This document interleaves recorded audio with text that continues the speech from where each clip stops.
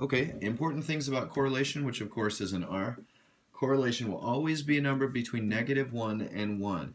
You know, this is kind of like when you learned how slope tells you how steep a line is. Once you see correlation a few times, you'll get a better feel for it. Standard deviation was like that for you guys too. You got to see a couple standard deviations, and then it starts to hit home with you that it's the average distance that points are away from the mean. Well, correlation is going to be a number between -1 and 1, and it tells you how strong the relationship is. In parentheses, I'm just giving this with inequalities, that -1 is less than or equal to r, which is less than or equal to 1. If correlation is negative, so that r is less than 0, if correlation is negative, the association is negative.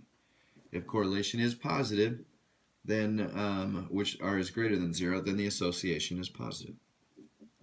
If r equals 1 or r equals -1, the points on the scatter plot are all on the same line. They are collinear points. There is no scatter going on at all. They're all on the line. If there is very little scatter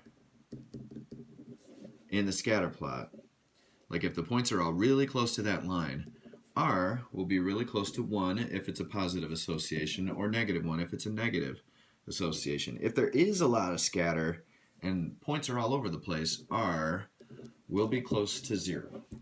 Okay? So, why don't you grab your Libro and go to page 114 to get a feel for what correlation describes.